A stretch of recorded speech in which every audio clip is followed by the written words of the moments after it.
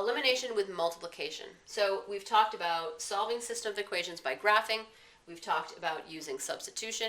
We've also talked about eliminating using addition, where we have coefficients that are opposites of each other, so we can add them and eliminate them. So we're going to talk about a slightly more complicated version of elimination when the first three versions that we've talked about don't really work. So again, let's take a look at our system here and see what method makes the most sense. So I have 2x plus y equals 23, and I have 3x plus 2y equals 37. So graphing, that one looks disgusting to graph, so I don't really want to graph this. Substitution, this one would actually lend itself to substituting very nicely because I could get the y by itself really easily. I would just subtract 2x and then I would have y by itself, and I could substitute that into the other one. So substituting is really not a bad method for this one.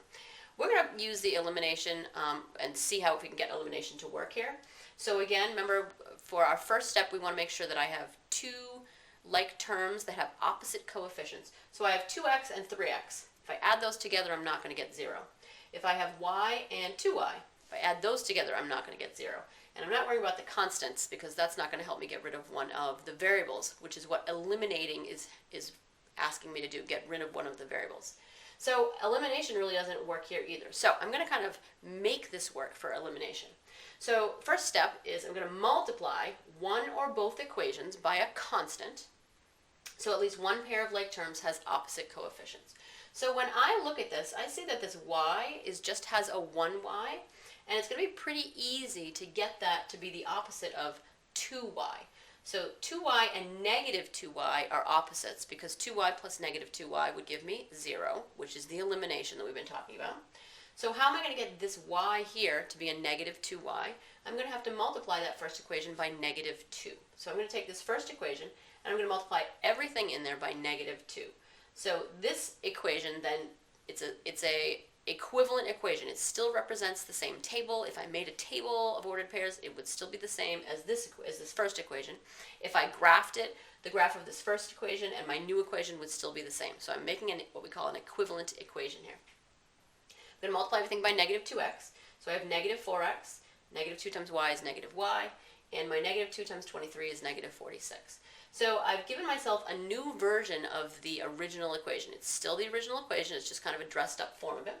Negative 4x minus 2y equals negative 46. And you'll notice that the magic that just happened here was that I now have negative 2y and positive 2y. So now I can go into the steps for eliminating using addition. So now I'm going to add the equations to eliminate one of the variables. Again, I'm going to put one equation in the top, negative 4x minus 2y equals negative 46. I'm going to put the other equation underneath it, and I want to make sure that all the things line up. So I've got my 3x underneath my negative 4x. I have my 2y stacked on top of each other and my addition here in the middle. This is just adding in the opposite. My equal signs are lined up and my constants are lined up. So from here I'm going to add. So this is just adding here at this point. So I'm going to add those two together. Negative 4x plus 3x gives me negative 1x. My negative 2y plus positive 2y gives me 0. Remember, that's what we wanted to have happen right here. And my negative 46 plus 37 gives me negative 9. So again, notice what happened there. The y is gone. Remember, we are eliminating, so we just eliminated the y from our equation.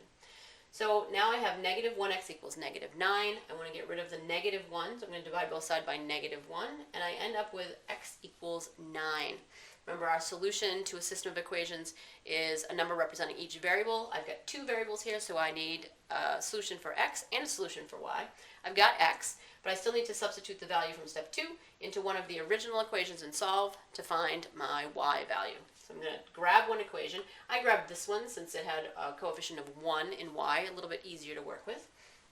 So I took 2x plus y equals 23. Always remember to use one of the original equations. Don't use this one that you kind of messed around with. Use one of the originals in the original problem. So I substituted my 9 in for my x. I have 2 9 plus y equals 23. 2 times 9 is 18. I'm going to subtract 18 from both sides to get the y by itself, and I ended up with y equals 5. And I'm going to wrap it up by identifying the solution as an ordered pair. So I come up with 9, 5. Remember, this is x and y. So 9 and then 5. Remember, if this was a word problem, I could still do the same method. I would just end up with some English solutions telling me what the 9 and the 5 represent, as opposed to just an ordered pair.